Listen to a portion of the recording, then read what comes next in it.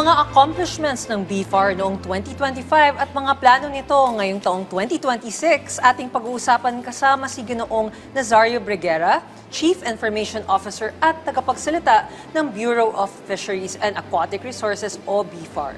Sir Nas, magandang tanghali po. Happy New Year at welcome po ulit sa Bagong Pilipinas ngayon. Happy New Year, Yusek, and Happy New Year, Asa. Sir Nas, maaari niyo po bang ibahagi sa amin ang mga pangunahing proyekto ninyo po at yung mga nagawa po ng BFAR noong taong 2020? Sa kabuuan, nasa 4 million metric tons ang naging local production sa fisheries at syempre attributed natin yan sa ating mga bayaning mga mangingisda at ating mga fish farmers, no? And out of that total production, 29% nito ay nanggagaling po dun sa tinatawag natin na aquaculture, and then nasa 24.47% ang nanggagaling sa municipal fisheries. Ito po yung mga mangingisda natin sa municipal waters, at nasa 23.23% naman ang nanggaling po sa commercial fisheries. So ito po yung pangkubuang produksyon sa sektor ng pangisdaan. And in terms of accomplishment, ano yung mga nagawa pa natin last year? Well, last year pinagdiwang na natin yung 5 taon sa pagkakatatag ng mga tinatawag natin na fisheries management areas. Ito po yung panibagong mukha ng fisheries governance na kung saan stock-based, science-based na ang pamamahala natin sa ating mga karagatan. Isinulong din po natin ang modernisasyon ng ating mga aquaculture facilities, yung ating mga community hatcheries, ang ating broodstock development para po marami tayong mga inahing isda, and then ang resulta po niyan, maraming similya din na pwedeng ipamahagi natin at ma-avail ng ating mga fish farmers. And aside from that, maganda siguro sabihin na full blast na yung interventions ng government, ng pamahalaan pagdating sa salt industry. Kung baga nung mga nakaraang taon, kung baga ulila ang salt industry, walang opisina o ahensya ng pamahalaan na nangangasiwa ng industriya ng asin. Pero last year po, full blast na ang ginawa nating interventions, na mahagi po tayo ng mga livelihood inputs sa ating mga salt makers, at tuloy-tuloy po ang pagsulong ng industriyang ito. And of course, maliban po dyan, syempre, binabalansin natin yung production, fisheries production with conservation.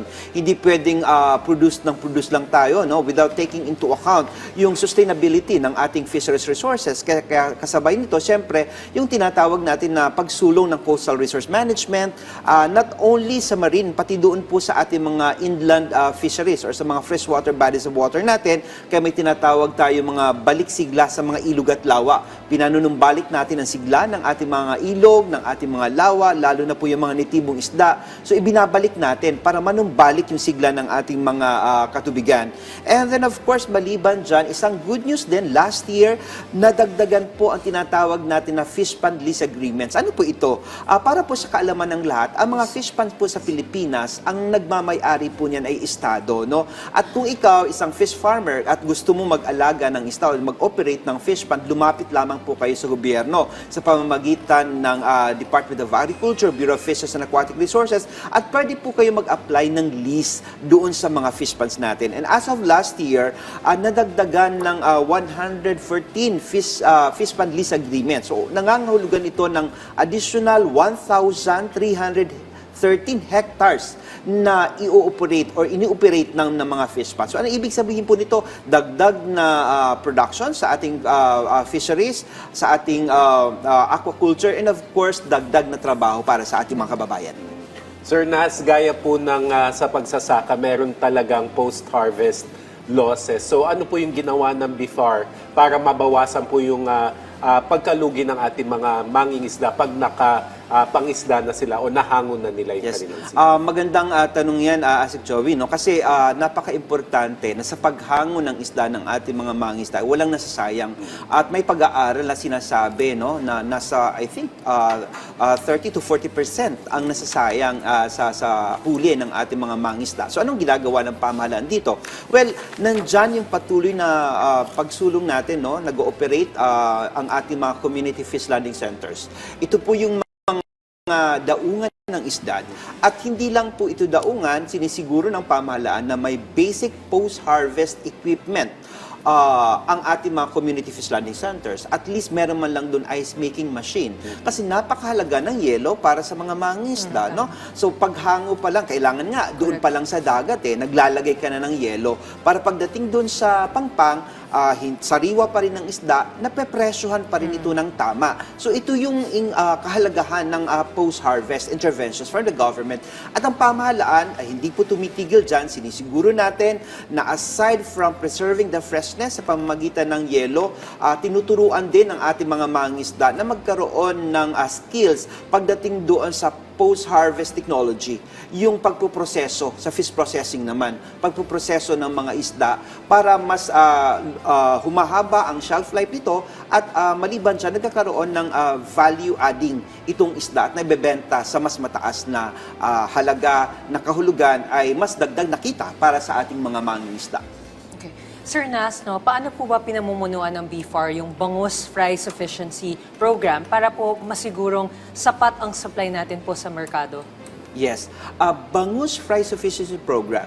So sa aquaculture, napakahalaga ng similya ng isda. Wala kang palalakihin kung wala kang similya ng isda. At gayon din sa bangus. Tama. So ano ang sikreto para meron kang sufficient fingerlings or fry ng bangus? Kailangan maraming mga inahing isda or maraming mga inahing bangus. So ang ginawa ng pamahalaan dyan, isinulong natin yung tinatawag na natin National Broodstock Development Program. At ang kagandahan nito, no, mula nung i-operate natin i-implement natin ang programang ito, nasa 103% increase in terms of sufficiency ng ating mga bangus fry. Okay. Although to be honest about it, meron pa rin tayong inaangkat ng bangus, pero unti-unti bumababa na ang porsyento nito at locally produced na yung ating mga fry. At ang kagandahan nito, mas lumalawak yung numero na natutulungan natin, lalo na sa mga komunidad na magkaroon ng available na fingerlings or fry ng bangus. Ano naman ang plano ng BFAR sa 2026, Sir Nas, para mapalakas yung pamamahala ng pangingisda, lalo na po sa mga maliliit na komunidad? Yes. Una sa aquaculture, dahil sabi nga natin kanina, kung babalikin natin yung datos, nasa 52% ng kabuang produksyon ng Pilipinas pagdating sa pangisdaan ay mula sa aquaculture. So, malaki ang potential ng aquaculture. So, dapat doon din ang concentration ng pamahalaan pagdating sa aquaculture. At tama si Yusik Marge, yung broodstock, no? So, paano natin pamamahalaan ito? Patuloy nating pinalalakas yung mga tinatawag natin na legislated hatcheries sa mga komunidad. Meron tayong tinatawag ng mga legislated hatcheries. Community-based ito, ASEC, no? So, anong kahalagahan nito? Pagdating po kasi sa aquaculture, may tinatawag tayong survival rate. Ibig sabihin nito, yung similya ng nakadepende yan kung saan siya nanggaling, kaano siya kalayo doon sa fish ponds para tumaas yung rate na mabubuhay siya pagka inuhulog mo na siya sa fish pond. So dapat may mas malapit na mapagkukunan ng similya para mas less yung travel, mas less yung stress ng isda, mas makakarating ng mas masigla buhay doon sa ating mga fish ponds. At dito pumapasok yung kahalagahan ng mga community-based legislated hatcheries natin. And of course, sabi ni ASEC, ano pang ibang mga programa pagdating sa pangisdaan? Well, of course, sabi nga natin, hindi din natin iiwanan yung capture fisheries. Pero kapag pinag-usapan natin ang capture fisheries, walang ibang pamamaraan para mapalawak natin ang produksyon, mapaunlad natin ang produksyon, mapanumbalik natin ang sigla ng ating karagatan. Kailangan patuloy nating isulong ang mga conservation measures. Close fishing season, yung mga habitats, mga fish sanctuaries, marine reserves natin, kailangan isinusulong natin yan. Dahil kapag nasira na ang mga tahanan ng mga isda, paano pa sila makapagpaparami? So hindi magiging sustainable ang production pagdating sa capture fisheries. Okay, since nabanggit niyo na, Sir Nas, na yung mga challenges po na kinakaharap niyo po sa BFAR, no? Paano niyo po ba tinutugunan sa BFAR yung mga hamon na ito sa fisheries industry natin? At ano po ba yung mga bago nating inisyatibo para po ma-address po mga ito? Pagdating sa hamon, Yusek, no, ikakawin ko ito dun sa huli kong sinabi, pagdating sa marine habitat. Ang isang hamon sa pangisdaan yung climate change, yung pabago-bagong panahon. Pero ang climate change, ang epekto nito ay mas lalong lalala kung sira ang ating marine habitat. So, mas lumalala ito. So, kung kailangan natin tugunan ang climate change, huwag nating sirain ang ating mga bakawanan, ang ating mangroves, ang ating mga seagrass, at ang ating mga corals. So, ito ang pamamaraan para ma-mitigate natin ang epekto ng climate change sa ating bansa na siya rin nagiging dahilan, no? Kung bakit paulit-ulit na dumarating ang mga bagyo. Sunod-sunod tayong binibisita ng mga masasamang panahon. And in terms of masasamang panahon, ang pinakamaganda, pinakamalakas na depensa sa ating mga coastal areas ay ang natural barriers. No? Yung mga mangroves natin, kapag may mga daluyong, may mga storm surges, aside from tahanan sila ng isda, protection din sila ng ating komunidad. Kaya ang pakiusap natin, makisama tayo, isulong natin ang pangangalaga ng ating karagatan, pati ang ating mga critical marine habitats. Paano naman, Sir Naz, yung upscaling po ng ating mga mangingisda? Kasi sa aquaculture, for sure, maraming teknolohiya yan. Nabanggit nyo rin kanina yung post-harvest technology. So, paano sila natutulungan na maka-acquire ng panibagong skills sa kanilang industry? Well, bahagi ng programa ng Bureau of Fisheries and Aquatic Resources yung tinatawag natin na extension program. Mga capacity buildings, kung ikaw ay interesado at hinihikayat natin ng mga kabataan, no? Kasi may mental conditioning na parang hindi ako dapat nasa fisheries, no? Parang dapat white collar jobs ang pinupuntahan ko. Pero isang potensyal ng pagpapalawak ng ating kabuhayan ay ang fisheries, no? So, kahit ang ating mga kabataan, hinihikayat namin, go into fisheries. No? Kung gusto niyo ng trainings, lumapit kayo sa BFAR, gusto niyo matuto sa pag-aalaga ng isda, gusto niyo matuto sa teknolohiya ng capture fisheries, pumunta lamang po kayo sa inyong pinakamalapit na opisina ng BFAR at meron po kami mga programa, mga training programs, and even yung startup operations pagdating sa mga fish ponds, fingerling distribution, meron po kami nakahanda dyan. Napapalawak nyo pa ang inyong kabuhayan, napapaunlad ninyo ang inyong kita, at the same time, nakakatulong po kayo sa food security ng ating bansa. Ayan po, nakaingganya po yung mga programa po na binanggit nyo na Sir Naz. Pero paano po ba sinisiguro ng BFAR na ang mga programa nito ay naaabot ang mga malalayong komunidad at mga nasa laylayan ng lipunan? Napakagandang tanong niya, Yusek, no? Kasi ang programa ng BFAR, targeted siya. Anong ibig sabihin nito?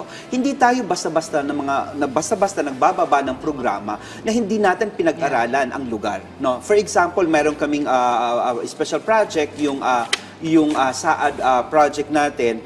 Ito'y ipinapatupad natin base sa insidente ng kahirapan sa isang lugar.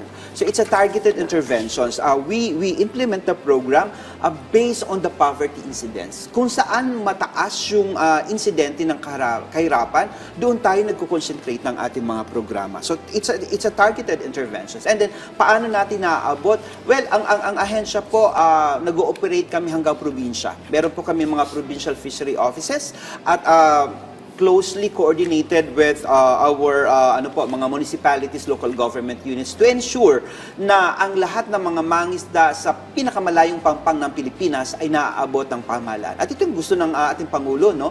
Na talagang lahat ng nasa laylayan ay nakakatikim, nabibigyan ng assistance ng pamahalaan. Bilang panghuli na lamang, Sir Naz, mensahe nyo na lamang po sa ating mga mangingisda na patuloy pong umaasa sa tulong mula sa BFAR. Nagtapos po ang taong 2025. Siguro po, kanina nabanggit ko yung total production ng fisher sector.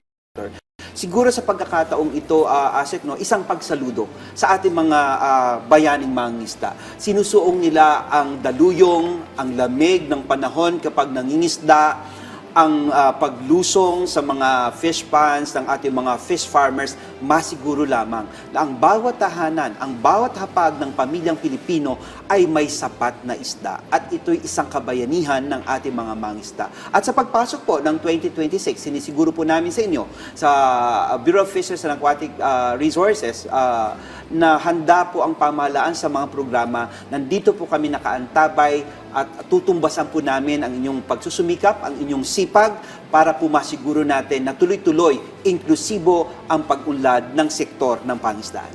Ayan po. Maraming salamat po sa inyong oras, Ginoong Nazario Briguera, Chief Information Officer at tagapagsalita ng BFAR. Sir, ang dami ko natutunan today. Thank you. Maraming salamat.